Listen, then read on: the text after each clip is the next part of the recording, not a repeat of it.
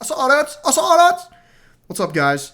Bringing you an exciting video today, talking about Zen 2 from AMD and also Navi, their new graphics GPU, their new architecture they were talking about, and also Zen 2, which is their new architecture and CPUs that they're talking about. They just finished up their keynote a few hours ago, and I was hoping I could watch like a quick video on it and then just, get on to like playing on my night and worry about this later, but there wasn't any videos up, so I had to watch the whole keynote and kind of scrub through and sort of make sure I didn't miss anything. But some super exciting stuff. I'm so thrilled to be talking about this today. So just really quickly, this is from Nuketown 24/7 on Black Ops 4 right now. It's a double XP weekend, and I'm trying to grind to level 55 just real quick for the achievement. I don't like the multiplayer really. So I've just been playing Nuketown 24/7 because it's the fastest way to level up. And this was the best game I've ever had on this game. 58-19, really good game. I was recording games all night, and they were kind of just not that great. And then I got to this one. I mean, I probably only played a dozen games, but this was the best one. Until a couple games after this, I went 58-9, but I wasn't recording because I'm an idiot, and I already put this one in the bank. But this is, this is a 58-19 game on Nuketown, so that's pretty awesome. I switched to the Sparrow. I have a couple good Sparrows, or Outriders, which is the bow and arrow specialist. I had one really good one where I got like 5 kills with it in the middle, which is cool, so look for that. Let's just start right off with Navi, because that's the one that was lesser exciting to me, but also that's not saying much, because I was super thrilled with this. So Navi is what's going in the next generation of consoles. They've already confirmed that for PlayStation, and I honestly can't imagine that Xbox is not going to use it. Also, most of the rumors out there right now are saying that the Xbox is actually going to be more powerful than what Sony has with the PlayStation 5, so it's pretty much locked in that they're going to be using it also. So Navi was coming out, and it's a big deal for the graphics cards. It's a big deal for GPUs for Navi anyway. So, full disclosure, I actually own some stock of AMD, so I'm not trying to just like toot their horn and say like they're so great, but like I believe so much in what they're doing and what they have done the last few years. I actually own stock in AMD, so just so that's clear. But they're it's a big deal for them, and this came out, and Navi, it's the first GPU going to be, they launched Radeon 7, which is based on Vega, I think, right? Which is on the 7 nanometer. But this came out with Navi, and they released some specs. So Navi is a 1.25x on instructions per clock, meaning if it had the same clock speed as the previous card, if they were both, say, 1500 megahertz equal, this one would perform 25% better. Could do 25% more. Just at the same clocks, which is absolutely epic. So this was kind of a thing out of left field. I got really excited with this because I've seen recently, like I started watching more and more in-depth tech channels, and I have about 4 channels that I watch every video they make. And then I'm at the point now where I'm watching other videos from smaller channels who are like more technical and more like in-depth about this type of stuff. And I've never heard any whisper or even hint of what we got from Navi, which is the Vega, the previous generation Vega was based on a GCN technology, which is, I really don't know enough about it to really speak much about it, except that I know that the limit of GCN is 64 compute units, and Vega, or 64, I think that's what I said. Vega 64 had 64 units, and Vega 56 had 56 units, so it's a slightly cut down version. And so pretty much everybody was saying, this is just a follow-up on that, even though it's going to be 7 nanometer technology, which is smaller. It's just going to be a follow-up on this GCN type of stuff, so who knows how much of an improvement we'll see. Well, yeah, it turns out it's not GCN. It's RDNA, and I don't know enough about it to even go in depth with that, but they basically said with Ryzen, 5 years ago, they realized in order to truly have the most modern technology, in order to truly make a difference in the tech sector, which they want to do, she kept saying in the keynote that they're an engineering company, and their goal is to have the most forward technology they can, to have the most advanced technology they can at a competitive price. So they realized with Ryzen that they had to create something all new, and they had to completely start from scratch, and they did that, and they really just totally revolutionized the desktop market. And Intel was on quad cores from like 2009 all the way to like 2015 or 2016, like 6 or 7 years they were just on quad cores with no change in sight. And Ryzen came into the picture in 2017, And by 2018, Intel had gone to 6 cores, and by 2019, Intel's on 8 cores. So Intel really got their act together based solely on Ryzen. So they really did it well with Ryzen. So they said, Lisa Su said, they realized they had to have the same exact thing go on with Navi, where they really had to start from scratch. They really had to create something new and really start all over again from the beginning in order to create something that works well and works better. And so they did. And this is a 25% instructions per clock increase, which is a big deal. That's huge. People were expecting 10% instructions per clock as a good scenario. Like hopefully 10% for these. Now they're talking about CPUs. We're talking about GPUs right now with Navi. But people were expecting like a 10% increase in instructions per clock would be pretty significant. So a 25% increase in instructions per clock is massive. It's massive. And the other big thing was 1.5 times the performance per watt. The main weakness of Vega 64 and Vega 56, along with availability, because they were never available, and everyone's using them for Ethereum mining and Bitcoin mining, and well, not Bitcoin mining, but Ethereum and cryptocurrency mining and all that kind of stuff. They used a lot of power. You could actually make them relatively competitive. Like, they didn't perform poorly. They're actually pretty good, but they were just extremely power hungry. This is a good Sparrow right here where I just work them over. They're extremely power hungry, sometimes using as much as twice the power of an Intel NVIDIA card. So that was one of their weaknesses. So this is a 1.5 times performance increase per watt and a 1.25, so 25% improvement per clock. Which is just, I mean, it's insane, guys. It really is insane. This is going to revolutionize really the whole next generation of gaming, mostly due to the consoles, honestly. It's going to have a big impact on PC, but they're still not, they're not going to change the world on PC. It's going to be good, and it's going to be great, and it might even outperform NVIDIA sometimes, or maybe even overall at that price point. But it's not going to totally revolutionize the PC market. It is, however, going to totally revolutionize the console market, because this is a massive upgrade from what we have now. That 12 to 14 teraflop number for the PS5 is looking absolutely spot on at this point. I always thought it was.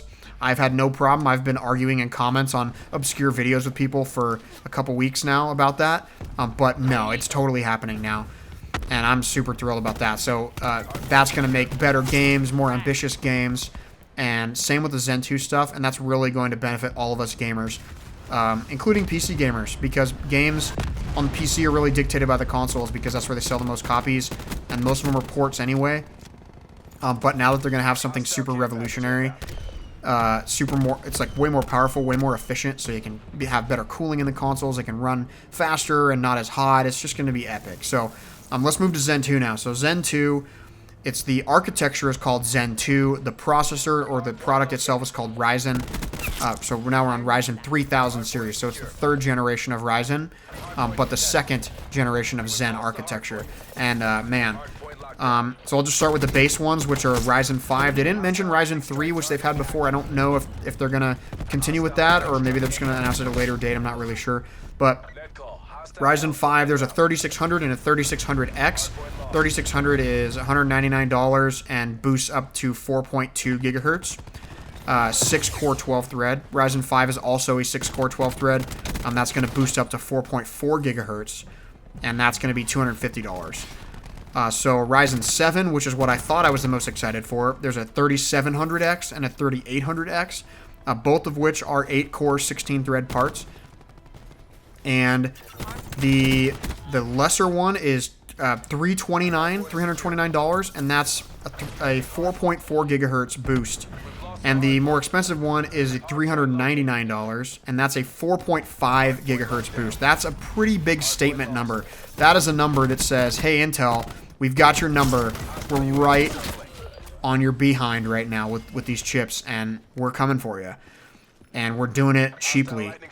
And then the surprise for me, I was a little bit surprised. The last couple days, I started realizing, like, hey, maybe, initially people thought there was going to be a 16-core CPU, but then a bunch of people said that's completely not happening. Like, there's basically no chance they're going to do that. Like, that would cannibalize their own Threadripper, which is a high-end desktop platform. That Intel only has an 8-core 16-thread part at the max right now for $550. I mean, you can buy more expensive ones. But for the mainstream desktop, 8-core, 16 thread is as high as Intel has. There's no point in going to 16. That's just wasting money, basically. And so then I started thinking, like, you know what? They're probably going to do more cores than that. I actually thought 16 was pretty much confirmed at this point because of all the information that's been coming out the last, like, 2 weeks. But it turns out that's not the case. So they have, though, introduced a new product. So they previously had the Ryzen 3, 5, and 7. Now they have Ryzen 5 and 7. Again, I don't know. I would assume 3 is coming later, but I don't know that for sure. They didn't say anything about it. And now they've introduced Ryzen 9. And the Ryzen 9 this is what knocked me out of my seat. And I'm just letting you guys know I will 100% be getting this. And so this is happening. As soon as I can buy it, as soon as I can pre-order it, I'm doing it. I've been checking already for a few hours, and I can't yet, but it's happening. So Ryzen 9, it's called the Ryzen 9 3900X. So it is a 12-core, 24-thread part. Okay, Intel makes one of these, but it costs $1,200. I'll give you a hint. This one's not going to cost $1,200. So it's a Ryzen 9 3900X. It's a 12-core, 24-thread part that boosts up to 4.6 gigahertz. 4.6! 4.6! 4.6, bros. That's something epic. And it's $500. I was watching it, and as I was watching, I was like, if this thing's under $600, I'm buying it for sure. You know, it's hard for me to justify spending more than that on a CPU, considering I don't game all that much on my PC, and, you know, I don't edit videos as much as I used to. But when it came at $499, I was like, dude, that's absolutely, I'm buying that. It's 100% happening. So I'll be getting that. That is just a real doozy. I mean, I can't believe that. 12 cores, 24 threads is pretty epic to have in, like, a mainstream platform. It's pretty nuts. It's pretty overkill. And to be able to get 4.6 gigahertz.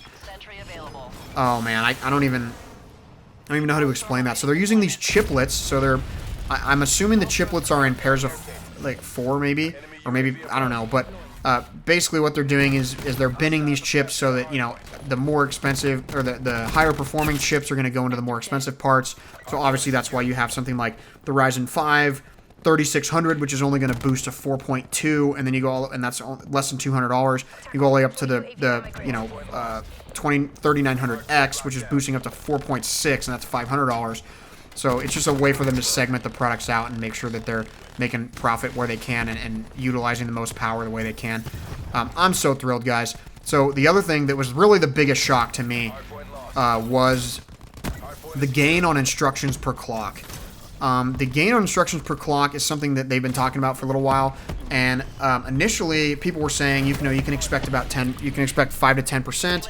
The last version from 1000 to 2000 with Ryzen went up less than 5%. But this is a new architecture, Zen 2. So people were saying, like, you know, you can expect, like, you know, maybe 5 to 10%, like if we're lucky and if it does well.